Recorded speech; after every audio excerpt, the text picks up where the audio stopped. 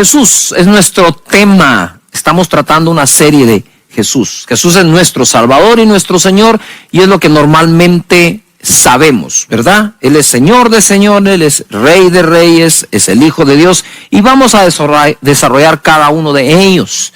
Él vino y presentó su cuerpo en sacrificio, ¿verdad? En aquella cruz, y derramó su sangre pagando el precio para el perdón de nuestros pecados y darnos así la vida eterna a través de la adopción que nos da, dándonos a su Santo Espíritu, ¿verdad? Él entonces es el puente entre la humanidad y Dios, y lo hizo siendo el Cordero de Dios que quita el pecado del mundo. Ahora bien, en Juan capítulo 3, verso 1, leemos: había un hombre de los fariseos que se llamaba Nicodemo, un principal entre los judíos. Quiero hacer un paréntesis acá. Cuando Jesús le dijo a algunos, ustedes fariseos hipócritas, no significa que fariseo significa hipócrita. Por eso es que algunos dicen, ay, pareces fariseo. Miren, no fue ni siquiera así como Jesús lo expresó. Fariseo era un grupo radical de personas eran interpretativos, si puedo decirlo así, o se daban a la interpretación de las escrituras. Pablo fue uno de ellos. Él dice, yo soy fariseo de fariseos. Por eso es que cuando Pablo cita escrituras, da interpretaciones. Por ejemplo, dice, no pondrás bozal al buey que tría. ¿Esto lo dice por los animales realmente o lo dice por nosotros los seres? ¿Verdad? Él está usando esa manera de leer las escrituras. Otros eran los escribas, ellos solo las escribían, no interpretaban nada. Otros eran tal como está, y otros encuentran esas sombras que están allí, las figuras que están allí. Pues a ellos se parece mucho esto. Entonces, ¿por qué lo digo? Porque Nicodemo era un fariseo. Es decir, le gustaba aprender. Le gustaba tener la interpretación de las cosas. Y entonces ahora Jesús va a empezar una conversación con Nicodemo en el contexto de que Nicodemo es fariseo. Impresionante como Jesús es nuestro maestro, cómo enseña él. Verso 2, este vino a Jesús de noche y le dijo, Rabí. Rabí quiere decir maestro, ¿verdad? Sabemos que has venido de Dios como maestro. Esto es lo que quiero tomar tiempo hoy para enseñar. ¿Has venido de Dios como hijo de Dios? Sí. ¿Tú eres el Cristo, el Hijo del Dios viviente? Sí. ¿Has venido como el Cordero de Dios que quita el pecado del mundo? Sí. ¿Verdad? ¿Has venido como el Rey de los judíos? Sí. ¿Has venido como el Rey de reyes? Sí. Pero Nicodemo le dice, sabemos que has venido de Dios como maestro. Quiere decir que Jesús fue un maestro de parte de Dios para todos nosotros. Dice, has venido de Dios como maestro, porque, aquí da el por qué, porque nadie puede hacer estas señales que tú haces si no está Dios con él. Estaba interpretando. Jesús vino de parte de Dios como maestro, de parte de Dios, porque nadie puede hacer las señales que haces si Dios no está con él. Él pudo haber dicho, yo sé que tú eres un maestro. ¿Maestro de qué? De muchas cosas, de algunas, no sé. Pero podría no haber agregado de parte de Dios. ¿Me estoy explicando? Él agregó, vienes de parte de Dios como maestro porque las señales que haces solo se hacen si Dios está contigo. ¡Wow! Entonces, pareciera ser que él quería evadir algo también, porque en el verso 3 le contesta a Jesús e empieza la conversación. Uno de los mejores métodos de enseñanza y aprendizaje es un conversatorio, y Jesús lo usó. De cierto, Nicodemo, te digo que el que no naciere de nuevo no puede ver el reino de Dios. Y aquí lo agarró, ¿verdad? Del fariseísmo o fariseo, así se dice, ¿sí? De eso, de que era el fariseo. De ahí lo agarró porque sabía que se iba a poder interpretar. Dice, de cierto te digo que el que no nació de nuevo no puede ver el reino de Dios. Nicodemo le dijo, ¿cómo puede un hombre nacer siendo viejo? ¿Puede acaso entrar por segunda vez en el vientre de su madre y nacer? Él se estaba dando así el toquecito de que puedo interpretar, ¿verdad? En el 5 le dice, de cierto te digo que el que no naciere del agua y del espíritu no puede entrar en el reino de Dios. Lo que es nacido de la carne, carne es, y lo que es nacido del espíritu, espíritu es. No te maravilles de que te dije, os es necesario nacer de nuevo. Nicodemo, llamándole maestro, parecía que quería evadir algo de lo que él ya estaba escuchando, como el nacer de nuevo, como el tener vida eterna. Y Jesús utiliza esto del conversatorio para tomar realmente a Nicodemo como un alumno. Jesús tenía un poder de adaptabilidad impresionante. Él enseñó de diferentes formas, y quiero decirte que cuando uno habla de un currículum, también habla de un sistema de enseñanza y no solo de un contenido. Parte del currículum es cómo se enseña, qué metodología se usa. Jesús usó varios métodos para enseñar como maestro. ¿Por qué estoy enseñando esto? Porque una cosa es que tú tomes a Jesús como tu Salvador y ya confesé a Jesús. La Biblia dice, el que confesare que Jesús es el Hijo de Dios y ha venido en carne, ese será salvo. Ok, ya sos salvo. No te puedo agregar nada más, decir, no, si no te aprendes toda la Biblia no sos salvo. No te lo puedo agregar porque la Biblia no da esa condición para ser salvo. Recibirlo como Salvador sí es la condición para ser salvo. Creer en Él como el Hijo de Dios es condición para ser salvo. Muy bien, ya eres salvo. Jesús es tu Salvador. Pero la pregunta es si Jesús es tu maestro. Si estás en la academia de Jesús, aprendiendo de Él y de Él, entonces vamos a analizarlo. Jesús tiene diferente tipo de enseñanza. Ojo, si alguien es catedrático de matemática, te va a dar matemática. Punto. Economía, economía. Finanzas, finanzas. Pero Jesús va más allá. Porque Jesús, además de darnos enseñanzas concretas para aspectos específicos de la vida, en esta tierra y eterna, enseñanzas acerca de Dios, Él también enseña disciplinas de vida. Hay disciplinas de vida a practicar que ayudan al desarrollo del vivir en esta tierra. Jesús enseñó disciplinas. En Lucas capítulo 11, verso 1 se lee: aconteció que estaba Jesús orando en un lugar, y cuando terminó, uno de sus discípulos le dijo: Señor, enséñanos a orar. Ponga atención, enséñanos a orar. De Jesús aprendemos muchas cosas, pero hay que aprender de Él disciplinas. Enséñanos a orar como también Juan enseñó a sus discípulos. Orar es un asunto espiritual, es un asunto de hablar con Dios.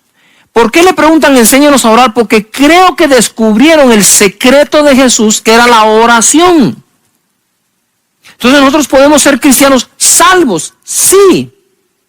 ¿Por qué? Porque confesaste a Jesús, pero ya aprendiste la disciplina de la oración a través de tu Maestro Jesucristo. Él enseña a orar según Mateo, Él enseña a ayunar según Mateo, y Él enseña a dar según San Mateo también. Esas son 3 disciplinas básicas de todo hijo de Dios: orar, ayunar y dar. Está en Mateo. Disciplinas, disciplina de vida. Hay disciplinas de vida que la gente tiene, como levantarse de madrugada, hacer ejercicio, comer bien, leer un buen libro. Esas son disciplinas. Otra cosa es que a través de la disciplina de la lectura, en ese libro, estés aprendiendo algo. Entonces tengo la disciplina de orar, leer, dar, leer sus escrituras. ¿Disciplina de qué? De asistir a la reunión de tu iglesia.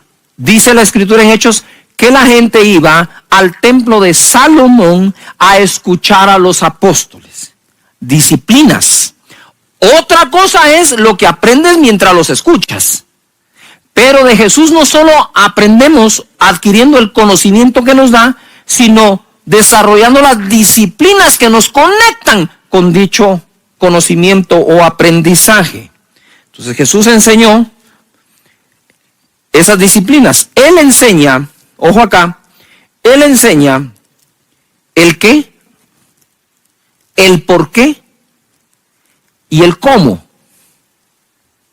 Él enseñó que era importante ayunar, enseñó el por qué era importante ayunar y enseñó el cómo hacerlo. De Jesús podemos aprender todo esto. Siempre que enseñó, usó el contexto. Mateo capítulo 5, verso 1. Viendo la multitud, subió al monte, y sentándose vinieron a él sus discípulos, y abriendo su boca, enseñaba diciendo: bienaventurados los pobres en espíritu, porque de ellos es el reino de los cielos. Tú puedes leer ahí las diferentes bienaventuranzas. Pero acá enseña nueve bienaventuranzas. Todos enseñaban que la gente podría llegar a ser dichosa. Solo Jesús enseñó que la gente podría ser doblemente dichoso, porque la palabra bienaventurado significa doblemente dichoso. ¡Wow! Los pobres en espíritu, los mansos, los que lloran, los que tienen hambre y sed de justicia, los misericordiosos, los de limpio corazón, los pacificadores, los perseguidos por causa de la justicia, los que son vituperados y víctimas de las mentiras contra ellos. Date cuenta de algo.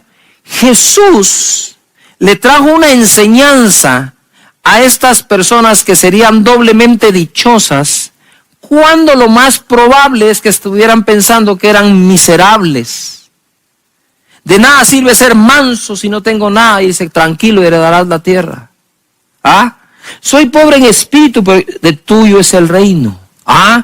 Yo teniendo misericordia de todos, y miren cómo me contestan: tranquilo, dice, porque alcanzarás misericordia. Y les empezó a enseñar algo nuevo, una manera diferente de interpretar las acciones que tomamos en la vida y sus consecuencias. Aquellos posiblemente se sentían desdichados porque eran justos y los perseguían. Hacían las cosas correctas y los difamaban y se sentían mal por las difamaciones. Y ustedes son doblemente dichosos cuando se diga todo tipo de mentiras hablando de ustedes. ¡Wow! ¿Cómo así? Jesús, cuando dice: bienaventurado eres cuando te persiguen, bienaventurados los que tienen hambre y sed de justicia, bienaventurados los pobres de espíritu, no está hablando teología, está hablando filosofía. Porque la filosofía es un conjunto de conocimiento aplicable a las acciones de la vida. Eso es. Él estaba haciendo esto, enseñándoles una nueva filosofía de la vida.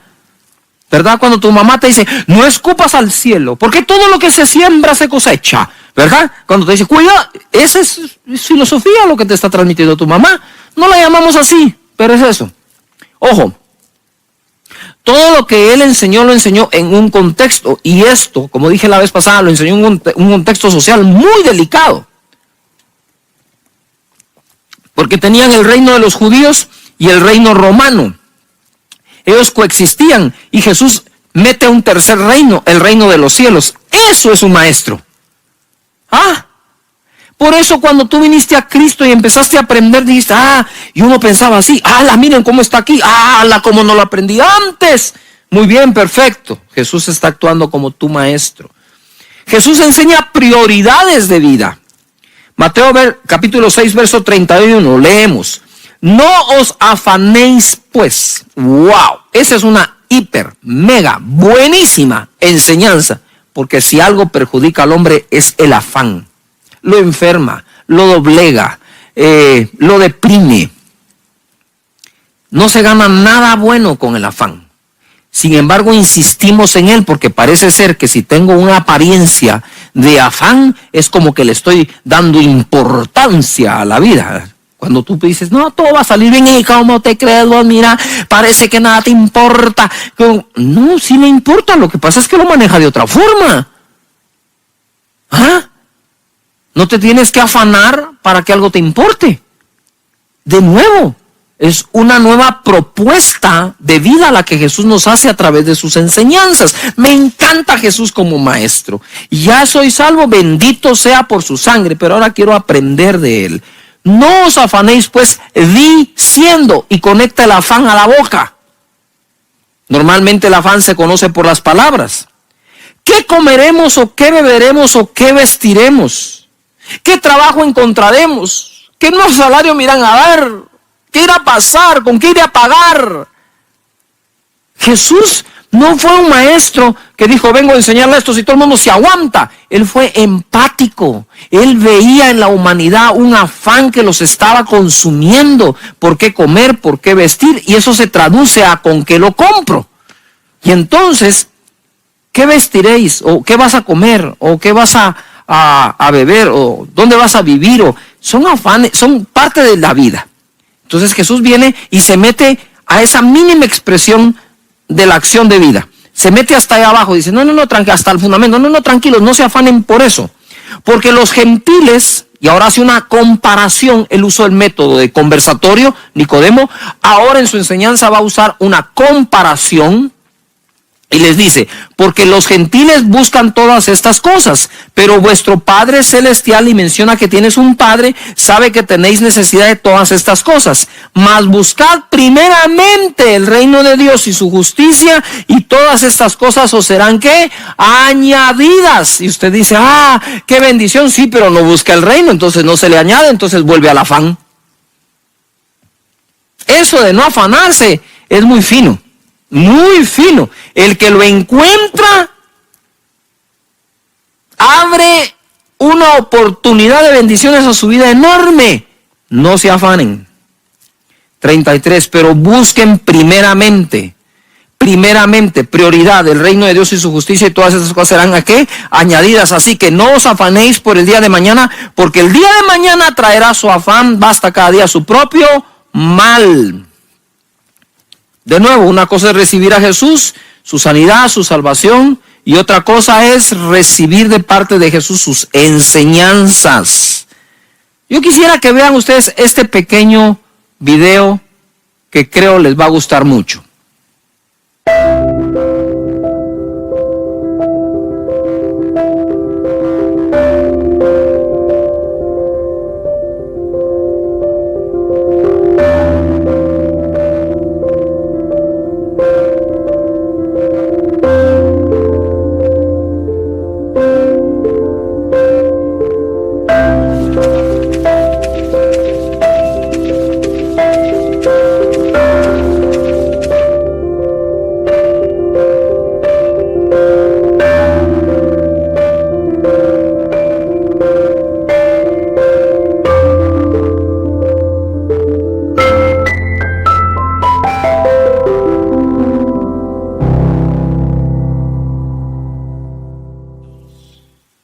¡Wow! 46 parábolas, metáforas, historias. Ya se dieron cuenta que Jesús fue directo en algunas enseñanzas, ¿verdad? Pero fue insinuante en otras. 46 parábolas. Él pudo haber hecho 46 películas en 3 años. Historias que contaba, fascinantes, que captaban la atención de todo el mundo. ¡Wow! ¡Qué maestro! Conversatorio, comparación, metáforas. ¿Por qué usó tantos métodos? Porque él quería llegar a todas las personas. Dejen que los niños vengan a mí, no se los impidan. ¿Cómo hablaba Jesús? ¿Qué decía? ¿Qué lenguaje? ¿Qué ilustraciones daba para que los niños, como decimos aquí, babearan por él? Digan, ¡ay, Jesús! No, de verdad, es impresionante. Mateo 13:1. Aquel día salió Jesús de la casa y se sentó junto al mar, y se le juntó mucha gente. Y dice, y entrando él en la barca se sentó, y toda la gente estaba en la playa. Imagínate ese escenario, ¿verdad? Su plataforma, la barca, la playa, ahí estaba toda la gente. Y les habló muchas cosas por parábolas, diciendo, he aquí el sembrador salió a sembrar. Después en el versículo 18 les explica la parábola. Oíd pues vosotros la parábola del sembrador. Cuando alguno oye la palabra del reino y no la entiende, viene el malo y arrebata lo que fue sembrado en su corazón. Este es el que fue sembrado junto al camino. La semilla es la palabra de Dios y nosotros somos la tierra. Lo que está enseñando Jesús a través de revelar el contenido de la parábola del sembrador es lo importante de encontrar el mensaje dentro de la parábola. Y como él tiene multigracia, lo más seguro es que uno recibe un mensaje mientras otro recibe otro mensaje y otro recibe un mensaje de la misma parábola. Entonces él está contando esta historia y les va a dar la explicación. Sigue en el verso 20. Y el que fue sembrado entre pedregales, este es el que oye la palabra y al momento la recibe con gozo. Pero no tiene raíz en sí, sino que es de corta duración, pues al venir la aflicción o la persecución por causa de la palabra, luego tropieza. El que fue sembrado entre espinos, este es el que oye la palabra, pero el afán de este siglo y el engaño de las riquezas la ahogan y se hace infructuosa. Mas el que fue sembrado en buena tierra, este es el que oye y entiende la palabra y da fruto y produce a 100 y a 60 y a 30 por uno. Aquí yo, no sé tú, yo he pasado muchas veces y he aprendido muchas cosas. Esta última es, la primera tiene que ver con que para yo ser una buena tierra, tengo que manejar bien el entendimiento. La segunda, tengo que manejar bien las emociones. Porque al no entender, el diablo la roba y yo no quiero que una palabra dada por Dios se la lleve el diablo, porque Jesús no le está predicando al diablo, me está predicando a mí. Pero si yo no la entiendo, la agarra el diablo y se la lleva. La segunda cosa es emociones. Con gozo la recibes de corta duración, porque venida la aflicción, otra emoción, y la persecución por causa de la palabra, luego tropiezan. Tropezar es, ya no quiero esto. ¿Por qué? Porque como es de corta duración y hay palabra que se siembra, que toma tiempo que germine. ¿Cuándo has visto tú que toda semilla, el fruto o la especie que se sembró, crece al mismo tiempo? Un roble no crece igual de rápido que un tomate, ¿verdad? Hay periodos de cosechas muy cortos, hay periodos de cosechas muy largos. El hule, para que te dé fruto, pasan años de haberlo sembrado. Y así son diferentes. Entonces, y la tierra es distinta también. La aflicción, entonces veo entendimiento, veo emociones. El afán de este siglo vuelve a sacar el afán. El afán es capaz de volver infructuosa la palabra de Dios, que debemos de ella dar fruto.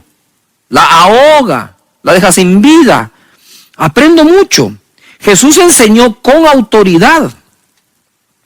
Marcos capítulo 1, verso 21, y entraron en Capernaum y los días de reposo entrando en la sinagoga enseñaba y se admiraban de su doctrina, porque les enseñaba como quien tiene autoridad y no como los escribas. Es decir, no es lo mismo, saber algo que hacer que eso funcione. Y hoy en día tenemos muchísimos asesores empresariales sin empresa. O que digan, este es mi caso de éxito. ¿De dónde aprendí esto que podría enseñarles? ¡Wow! Buenísimo.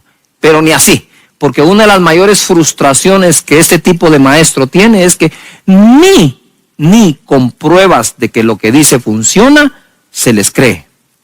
Por eso Jesús decía, si no creen a mis palabras, crean a mis obras. Mira esta otra, ¿verdad? Marcos capítulo 3, esta es de mis favoritas.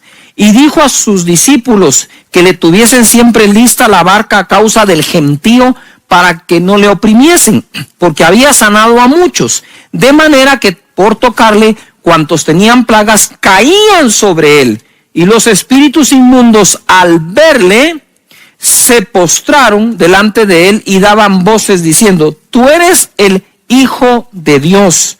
Mas él les reprendía mucho para que no le descubriesen. Verso 13. Después subió al monte y llamó así a los que él quiso, y vinieron a él, y estableció a 12 para que estuviesen con él y para enviarlos a predicar, y que tuviesen autoridad para sanar enfermedades y para echar fuera demonios. Primero quiero preguntarte, ¿Has recibido algún milagro de Jesús? ¿Has visto alguna manifestación del poder de Jesús? Si tu respuesta es sí, Jesús te lo dejó ver porque te está haciendo un llamado a que aprendas de Él. Porque cuando aquellos dijeron, wow, ¿cómo sanan los enfermos? Jesús les dijo, vengan, les voy a enseñar cómo. Entonces Jesús no solo enseñó a través de conversatorios, a través de comparaciones, a través de metáforas, a través de aprovechar cada momento y contexto para dar una enseñanza y cambiar la manera de pensar nuestra, sino que además de eso, Jesús, dice uno en las sesiones, cualquiera de mí, pero si la gente no va a querer hacerlo, si la gente no tiene un interés como tal, ¿por qué pagar tan caro a un entrenador tan caro? Y tiene mucha lógica. Entonces, para un buen maestro, buenos alumnos. Jesús, nuestro Señor y Salvador, vino a salvarnos. Él es el Cordero de Dios que quita el pecado del mundo. Pero entre otras cosas vino a enseñarnos también, como un buen maestro. Si Él es un buen maestro, tú y yo seamos buenos alumnos para Él. Los traumas que podamos tener causados durante nuestro proceso de aprendizaje y estudios, solemos nosotros traerlos delante de nuestro Señor como maestro. ¿Cómo así? ¿Se recuerdan? Acabo de enseñar acerca de Nicodemo. Nicodemo hizo una pregunta a Jesús y le dijo, ¿puede acaso el hombre siendo viejo volver a nacer o volver a entrar en el vientre de su madre? Si esa pregunta la hubieran hecho en clase de regreso, en una clase de nosotros, le hubieran dado durísimo a Nicodemo. Pero ¿qué ocurre si nosotros tenemos traumas y no nos atrevemos a tener una conversación para aprender? Nicodemo, cuando Jesús le dijo, es necesario que nazcas de nuevo, él le pregunta a Jesús, ¿verdad?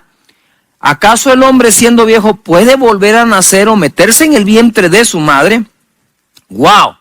¡Qué pregunta! Pero eso me revela que Nicodemo no tenía ningún trauma. Seguramente él era de los niños que preguntaba en su casa y sus padres no le reprimían cada vez que éste preguntaba algo, ¿verdad?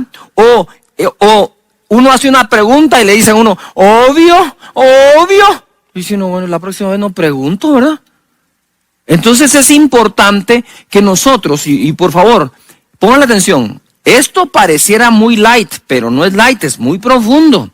Porque si yo tengo ese tipo de traumas desde niño o de joven, que soy avergonzado cuando pregunto, o me avergonzaron una vez que pregunté y no quiero volver a preguntar, ¿podría traer eso al pupitre del aula de mi Señor Jesús? Seguramente.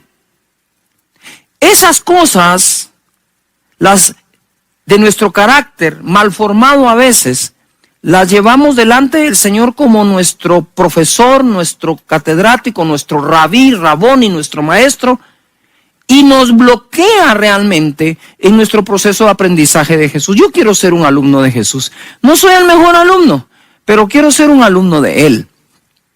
Si queremos ser buenos alumnos, hay varias cosas que debemos dominar, ¿verdad? Debemos dominar. La primera, creo yo, dentro de otras, es que si el otro es experto, ¿verdad? Le pido a mi mente que guarde silencio mientras escucha la instrucción, porque hay gente que mientras escucha una instrucción ya está argumentando. La otra persona no ha terminado de hablar ni de decir y el otro ya le contestó porque yo ya sabía. Es que yo ya sé lo que me ibas a decir. Es muy difícil. Entonces, ¿por qué digo yo? Porque estoy seguro que tú y yo queremos ser discípulos de Jesús. Entonces, una cosa es ser discípulo de Jesús y otra cosa es aprender a ser discípulo de lo que sea y de quien sea. Es decir, Jesús va a trabajar con la materia prima que nosotros le pongamos en sus manos. Mateo capítulo 13, verso 18. Jesús va a explicar la parábola del sembrador y usted dice, no se desconecte, porque entonces ya no está bien como alumno. Déjeme ver si encontramos algo más en esta parábola de lo que siempre encontramos. Mateo 13:18. Oíd pues vosotros la parábola del sembrador. Oíd pues vosotros la parábola del sembrador. Oíd pues, oíd. Pero si no ya la habían oído. Porque él les narró la parábola del sembrador antes. Y ahora dice, oíd pues vosotros. Pero si ya la oímos. Pero ahora se las voy a dar explicada. Es decir, cuando logramos tener el entendimiento de lo que se enseñó o el verdadero sentido de lo que nos están enseñando, entonces ya estamos oyendo el contenido de la enseñanza como tal. Oíd pues vosotros la parábola del sembrador. Cuando alguno oye la palabra del reino, ¿del qué? Del reino, y no la entiende, viene el malo y arrebata lo que fue sembrado en su corazón. Este es el que fue sembrado junto al camino. Y el que fue sembrado en pedregales, este es el que oye la palabra y al momento la recibe con gozo. Pero no tiene raíz en sí, sino que es de corta duración, pues al venir la aflicción o la persecución por causa de la palabra, luego tropieza. El que fue sembrado entre espinos, este es el que oye la palabra, pero el afán de este siglo y el engaño de las riquezas ahogan la palabra y se hace infructuosa. No sirvió de nada la enseñanza, no da fruto. 23, mas el que fue sembrado en buena tierra, un buen alumno, este es el que oye y entiende la palabra y da fruto y produce a 100, a 60 y a 30 por uno. Aquí hay varias cosas que tenemos que ver. Yo quiero ser la mejor tierra posible para la siembra de la palabra que Jesús hace en mí. Por un lado. Por otro lado, ojo aquí, por otro lado, digamos, como alumno, quiero ser el mejor alumno posible para mi Señor Jesús. Seguramente hay unos mucho mejores, pero yo voy a hacer mi mejor esfuerzo. Primero, el buen alumno le da importancia al entendimiento, el cual es comprender lo que se nos quiere decir o enseñar, ¿verdad? Es decir, ¿han ustedes estado en una situación donde alguien le está enseñando y al final dicen, no es eso lo que te quiero decir, es esto? Yo tengo una metodología como aprendiz en la universidad de donde sea. Cuando alguien explicaba algo, yo levantaba la mano, ¿verdad? Y yo mismo decía, quiero saber si entendí. Lo que usted nos quiere enseñar es A, B, C, D. Y él dice, exactamente. O a veces dice, sí, pero no del todo. Entonces, eso es sacarle el entendimiento a lo que nos están enseñando. Les voy a dar un ejemplo.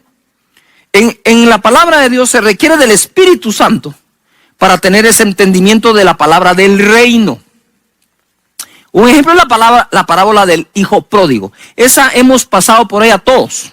Una clasiquísima parábola. Primer lugar, la escritura como tal no tiene registrada la palabra pródigo. Parábola del hijo pródigo es un título que el que diagramó y estructuró para imprimir esa Biblia, en esa versión le puso parábola del hijo pródigo. Pero como la parábola narra de un hijo que se va y luego regresa, todos, ¿verdad? La mayoría hemos llegado a pensar que un hijo pródigo es el que se va y luego regresa. Entonces, cuando una persona incluso se va a la iglesia y regresa, los hermanos dicen, ya regresó el hijo pródigo. No, ahí ya entendimos mal.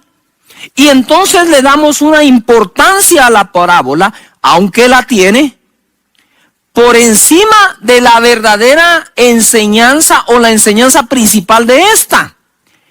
Pródigo es aquel que malgasta. Aún a veces malgasta su generosidad. Eso está definido. Entonces, el que la diagramó sí entendió la parábola. Se trata del joven que fue y malgastó sus bienes viviendo perdidamente.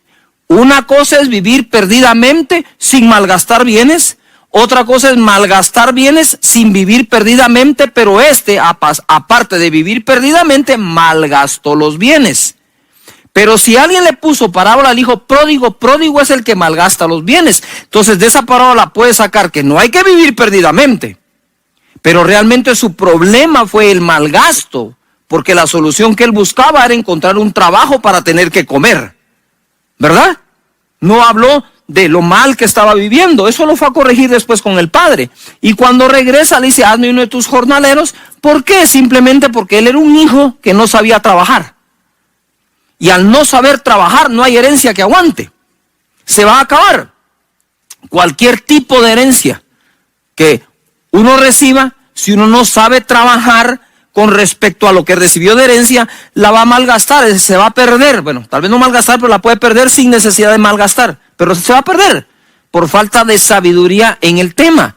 Entonces, ese es un ejemplo de la gente, de nosotros, cuando no tenemos el entendimiento, viene el maligno y se la roba. Ya no queda la palabra. Entonces, queriéndonos enseñar el Espíritu Santo de no malgastes, nosotros nos vamos de que es irse y regresar. Yuhu. Entonces nosotros vamos teniendo cuidado ahí. Como digo yo, no es una gran revelación, es leer un poco mejor. Después dice que recibe con gozo la palabra, esa es una emoción.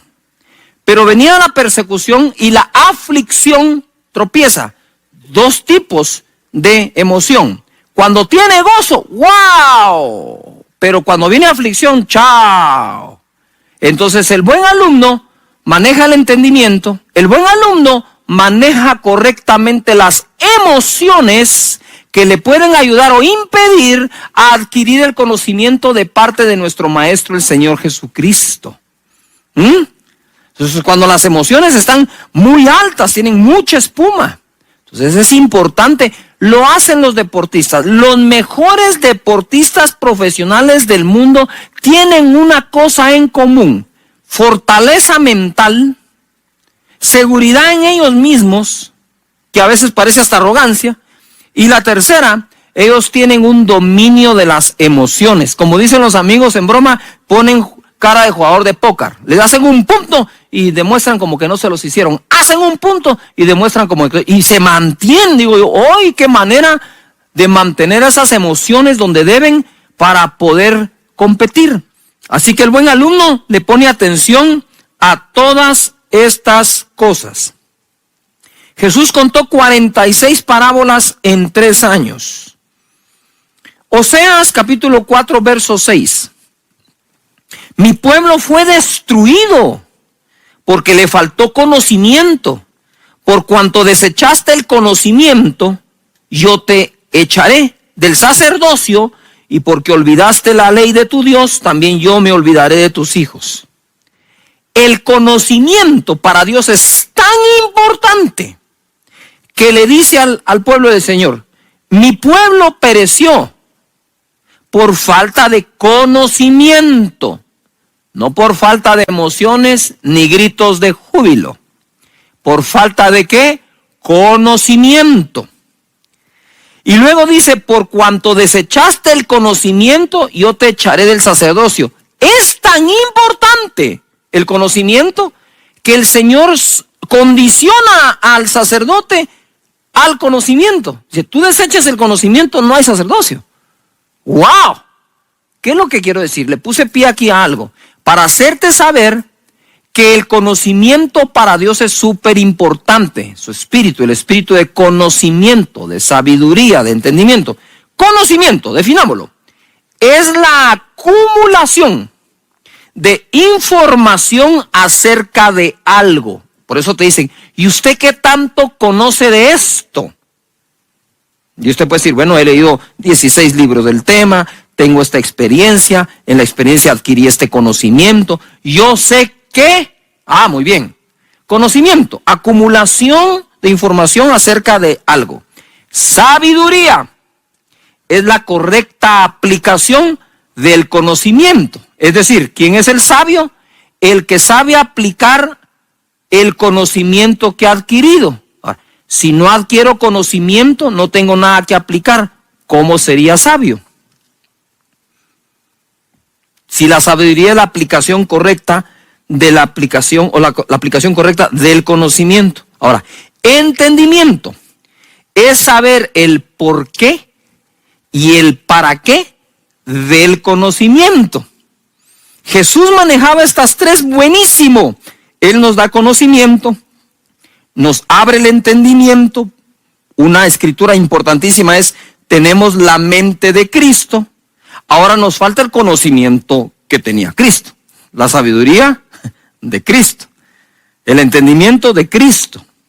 La falta de conocimiento trae destrucción, mientras que adquirirlo es vital para construir algo, incluyendo una buena vida.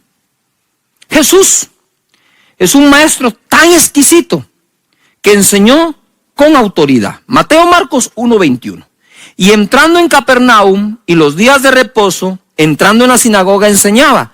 Y se admiraban de su doctrina porque les enseñaba como quien tiene autoridad y como los escribas. No es lo mismo saber cosas que hacerlas funcionar. Y no es lo mismo ser un asesor de empresas que ni siquiera tiene empleados. Porque como digo yo, al vacío todo lo que digas funciona.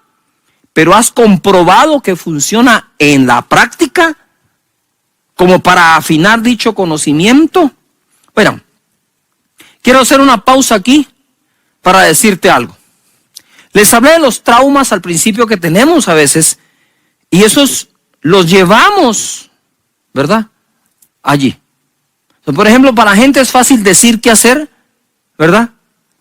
Y le gusta enseñar siempre algo que no hace o no ha probado, porque ha fracasado muchas veces en la aplicación del conocimiento. Entonces prefiere mejor dárselo a alguien más que aplicarlo. Entonces, este tema que estoy dando hoy para un buen maestro, un buen alumno, es importante. Jesús enseñó inspirando a las personas. Marcos capítulo 3, verso 9. Y dijo a sus discípulos que le tuviesen siempre lista la barca a causa del gentío, para que no le oprimiesen, porque había sanado a muchos. De manera que por tocarle, cuantos tenían plagas caían sobre él. Y los espíritus inmundos al verle, se postraban delante de él y daban voces diciendo: tú eres el Hijo de Dios. Mas él les reprendía mucho para que no le descubriesen. Después subió al monte y llamó a los que él quiso, y vinieron a él. Y estableció a 12 para que estuviesen con él y para enviarlos a predicar, y que tuviesen autoridad para sanar enfermedades y para echar fuera demonios. Después que todos veían cómo Dios se manifestaba con poder, los llamaba a ser sus discípulos para que aprendieran de él y recibieran autoridad para hacer lo mismo que él hacía. ¡Wow! Quiero que veas este cuadro. Jesús está sanando enfermos que tienen plagas caen sobre él y sanan, se levantan, leprosos son limpios, muertos son resucitados. Ese es un gran día.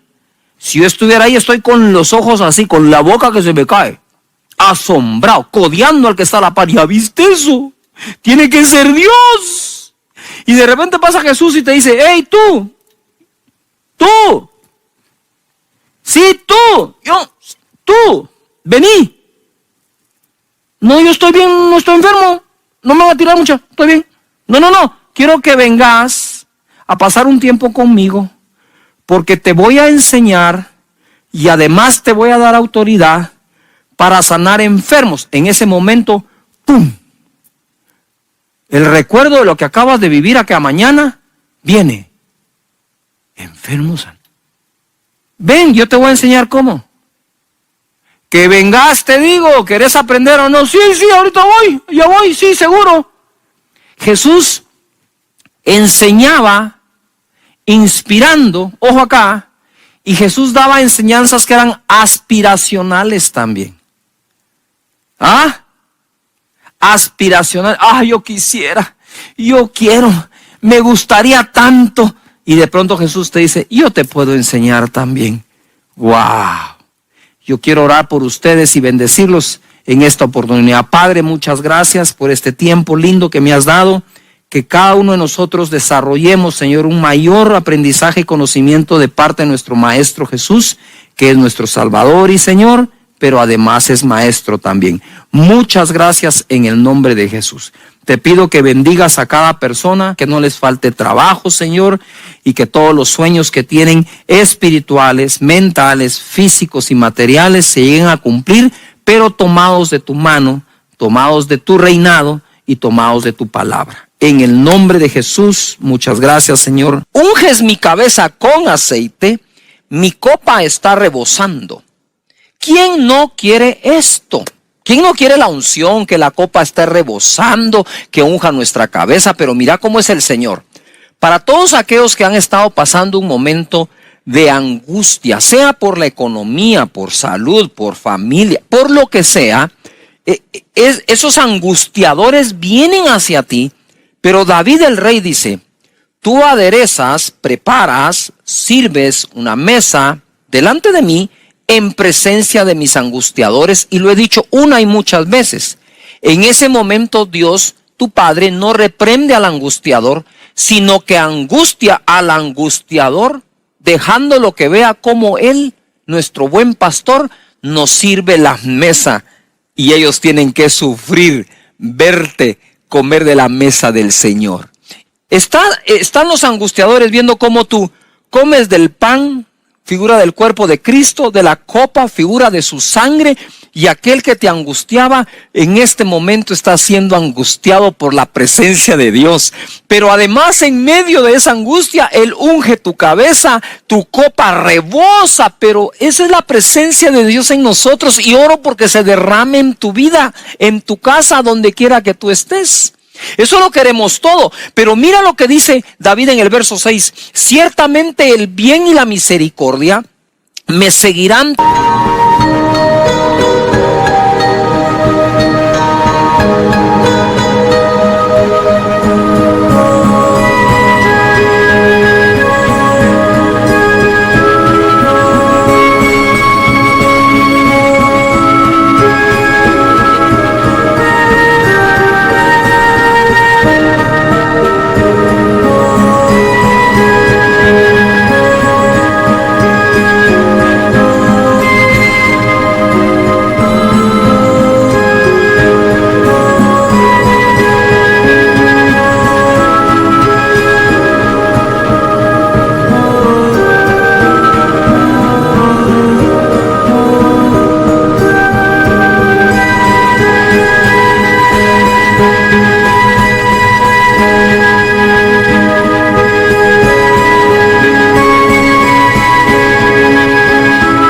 Todos los días de mi vida. A eso le llamo yo el síndrome de persecución positiva. Hay gente que todo el tiempo piensa que el bien y la misericordia lo están siguiendo donde quiera que él va. Es como que te persigue lo bueno. Eso es lo que debes creer, lo que debes declarar cada mañana. Hoy el bien y la misericordia a mí me van a seguir, y no solo hoy, todos los días de mi vida. Ojo. Y en la casa de Jehová moraré por largos días. Está hablando el rey David. Está hablando la persona con la mayor posición en todo Israel. Y él mismo dice, yo estaré en la casa de Jehová todos los días de mi vida. Qué bueno que me unja, qué bueno la unción, qué bueno que rebose su presencia dentro de mí, qué bueno que el bien y la misericordia me sigan. Pero si tanto bien me hace Dios, yo moraré en la casa de Jehová por largos días. Ese es el tema de hoy, en la casa de Dios. Esto pediré y buscaré. Este Salmo 27 a mí me inspira mucho. Me genera confianza, me ubica, ¿verdad?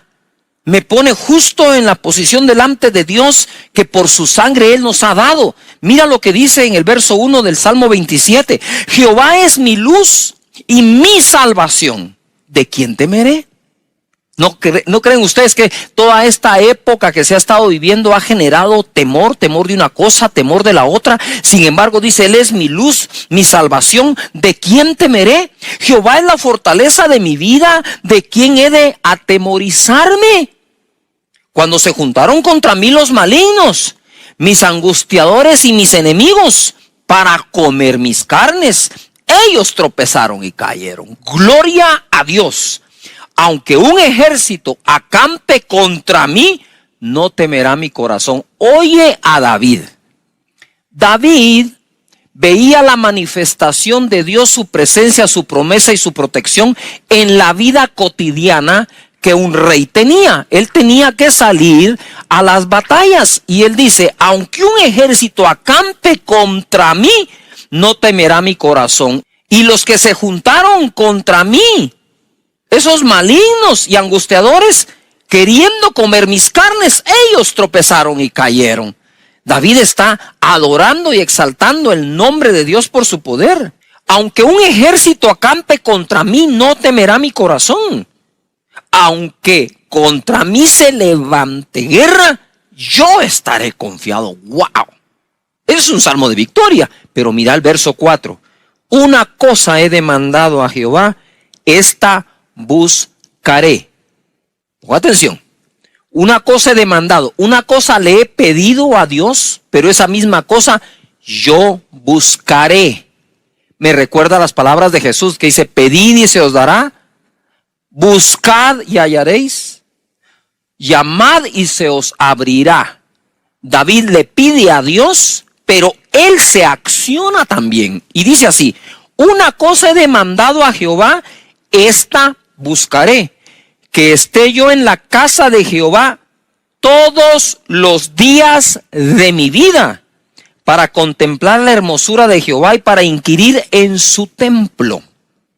Es importante comprender que Dios está en todas partes y está con nosotros, pero no podemos abusar de ese gesto de parte de Él y entonces limitar el ir al templo o a la casa del Señor, a adorar su nombre y bendecirlo. El rey David lo decía, la victoria, si hay guerra, si se amotinan contra mí, si vienen contra mí, todo, yo estoy confiado en Dios, pero una cosa yo voy a buscar, dice, y se la voy a demandar a Dios, que yo esté en la casa de Jehová todos los días de mi vida e inquirir en su santo templo. Porque Él me esconderá en su tabernáculo en el día del mal, me ocultará en lo reservado de su morada, sobre una roca me pondrá en alto, luego levantará mi cabeza, dice, sobre mis enemigos que me rodean, ojo, y yo sacrificaré en el tabernáculo sacrificios de júbilo, cantaré y entonaré alabanzas a Jehová. ¡Wow! Es importante entonces para todos en el planeta entero que no se trata tan solo de, wow, al fin regresamos a nuestras reuniones presenciales, sino saber a qué regreso en esa reunión presencial. David nos deja claro, vengo a sacrificar alabanza, voces de júbilo a mi Señor. Eso vengo a hacer. Dios siempre ha creado lugares para el hombre. Dios no creó el hombre para el Edén. Le creó el Edén para poner al hombre.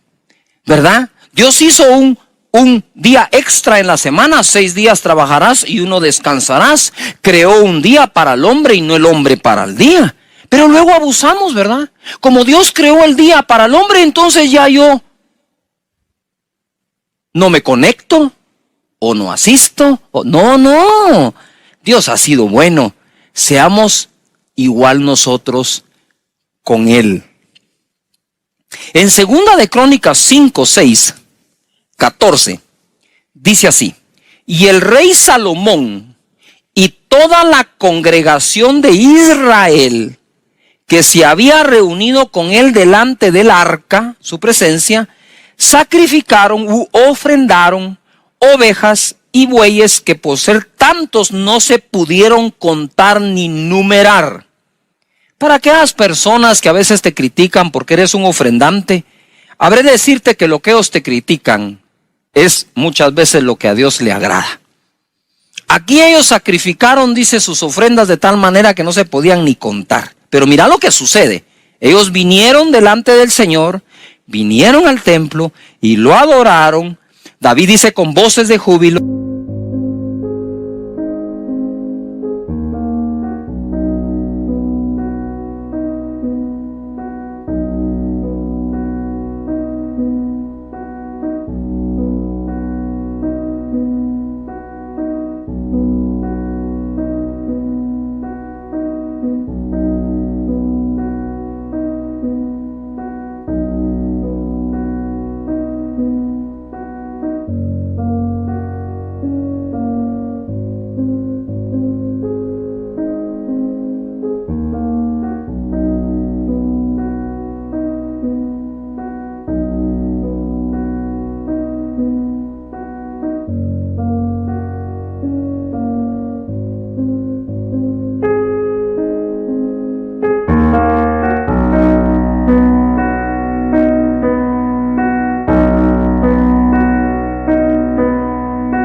El hijo Salomón dice aquí que además trajeron ovejas y bueyes y ofrendas. Y en el 7 dice, y los sacerdotes metieron el arca del pacto de Jehová en su lugar, en el santuario de la casa, en el lugar santísimo, bajo las alas de los querubines. Pues los querubines extendían las alas sobre el lugar del arca, y los querubines cubrían por encima así el arca como sus barras. E hicieron salir las barras, de modo que se viesen las cabezas de las barras del arca delante del lugar santísimo, mas no se veían desde afuera, y allí están hasta hoy. En el arca no había más que las 2 tablas de Moisés que había puesto en Horeb, con las cuales Jehová había hecho pacto con los hijos de Israel cuando salieron de Egipto y cuando los sacerdotes salieron del santuario, porque todos los sacerdotes que se hallaron habían sido santificados y no guardaban sus turnos. 12, ponga atención ahora. Y los levitas cantores, todos los de Asaf, los de Hermán y los de Jedutum, juntamente con sus hijos y sus hermanos, vestidos de lino fino, estaban con címbalos y salterios y arpas al oriente del altar, y con ellos 120 sacerdotes que tocaban trompetas. Subrayen esos 120, por favor.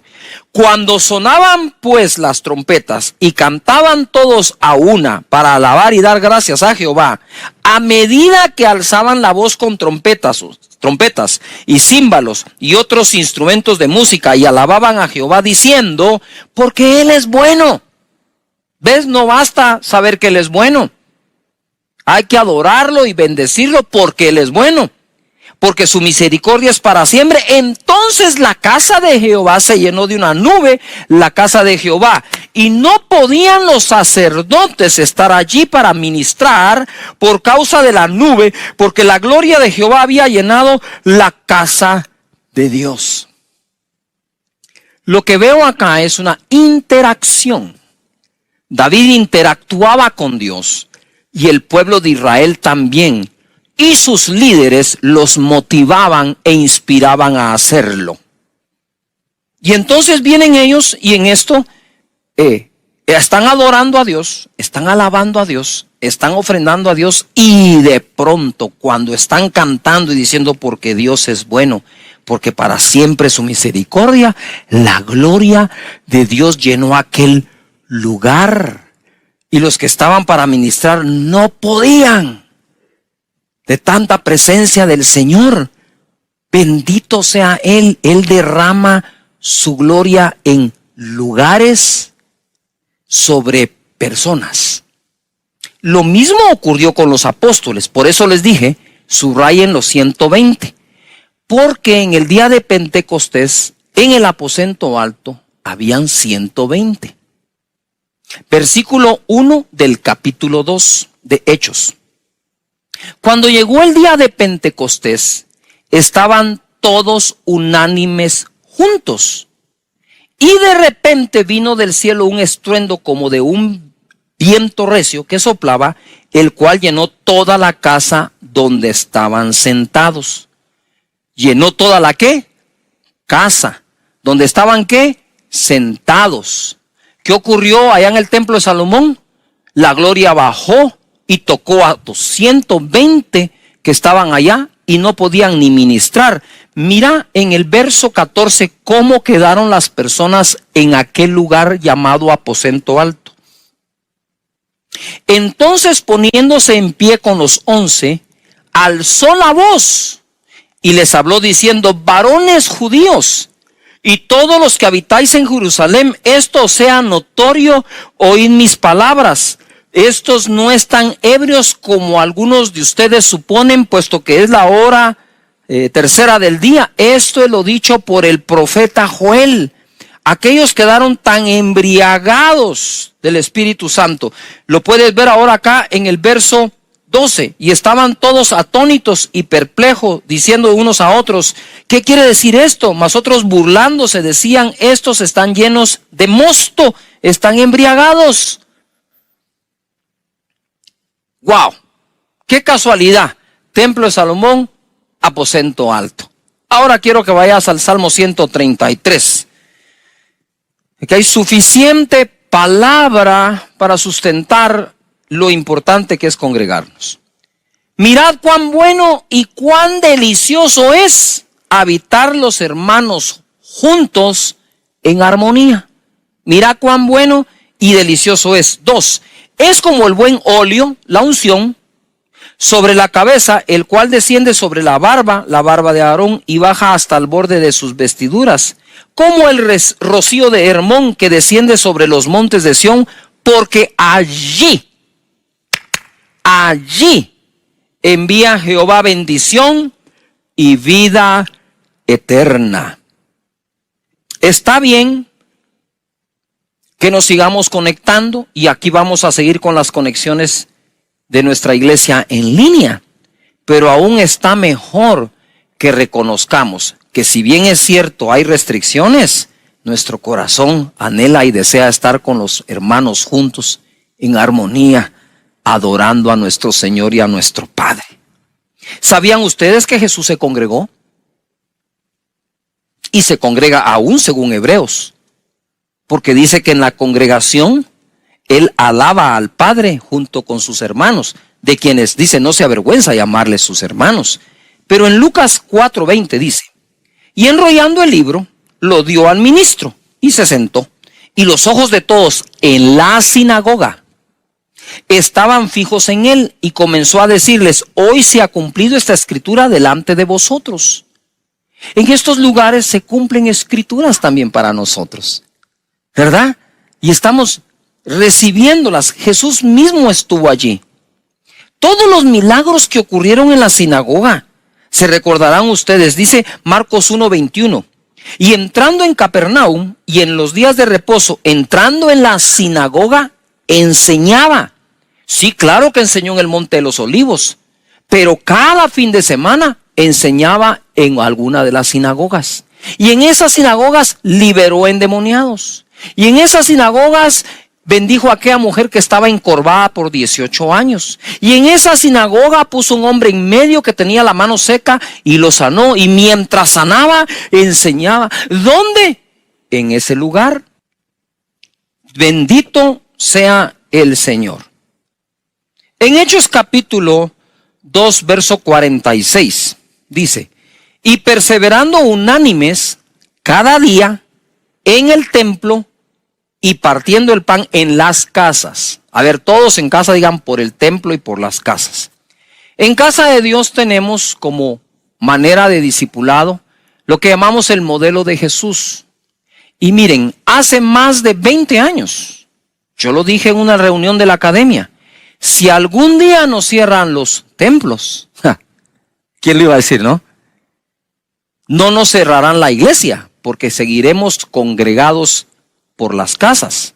Y si algún día por alguna razón no se pueden las casas, seguiremos en el templo. Sin embargo, la Biblia nos exhorta a ambas, por el templo y por las casas. Perseveraban unánimes. Cuán hermoso es habitar los hermanos juntos en armonía. ¡Wow! Y los 120 estaban allí. ¡Wow! Y dice acá, y estos apóstoles ahora perseveraban unánimes cada día en el templo, y partiendo el pan en las casas, comían juntos con alegría y sencillez de corazón. 47. Alabando a Dios y teniendo favor con todo el pueblo. Y el Señor añadía a la iglesia los que habían de ser salvos. Tu familia, que aún no lo es, lo será y será añadida a la iglesia por nuestro Señor. ¿No es maravilloso? Mire, yo estoy muy contento en este día. Hermoso, bello. Los apóstoles no dijeron, wow, nos vamos a dedicar al monte de los olivos también. No, ellos decían, sí, está el monte de los olivos, sí, está en las calles, sí, hay que sacar a los enfermos a ver si la sombra de Pedro pasa por ahí. Sí, claro, pero iban al templo y ahí estaban.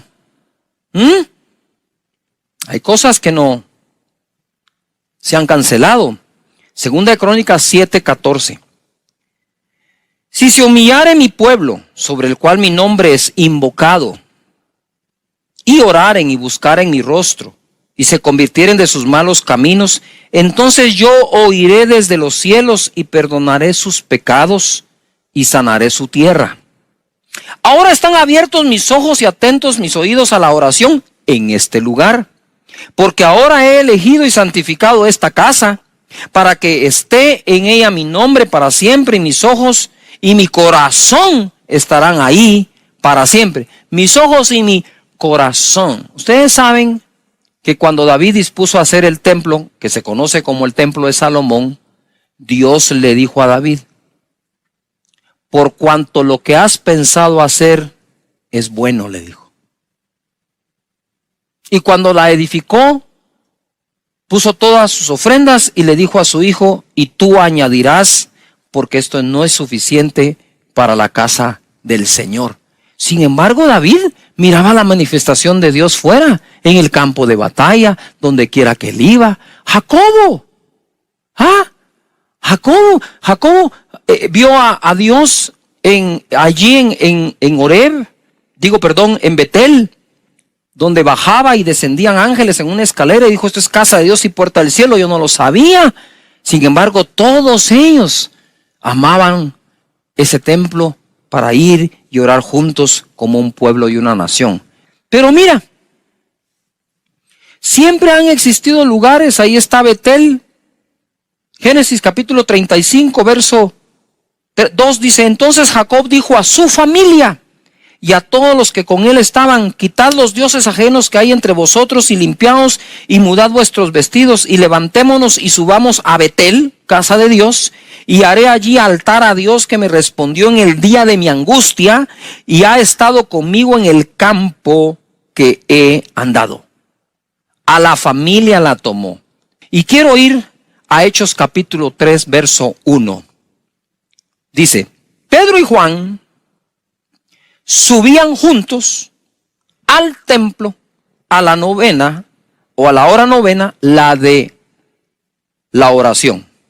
Mira en este corto versículo cuánto aprendemos. Primero, subían juntos, líderes, ¿verdad?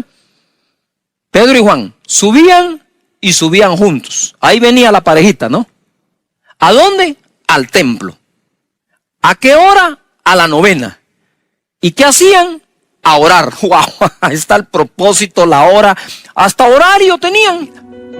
Así que, Padre, te damos muchísimas gracias por este tiempo, Señor, en que nos has dado palabra para que nadie sea abandonado ni dejado atrás, para que todos reciban tu unción. Señor, hemos hecho los retiros, los encuentros, los Zooms de amistad, los discipulados, las academias, Ensancha, ahora viene Hechos. Todo, Señor, sin dejar a nadie sin tu alimento. Gracias, Señor, por todo el trabajo. Y ahora se abre una nueva temporada sin dejar de hacer esto. Seguiremos haciendo lo otro. Bendice a cada persona y que todos cobremos esa actitud de reyes, como el rey David, como el rey Salomón, como Jacobo, como los apóstoles, que subían a una hora específica al templo a orar y a bendecir tu nombre y recibir de ti. Muchas gracias.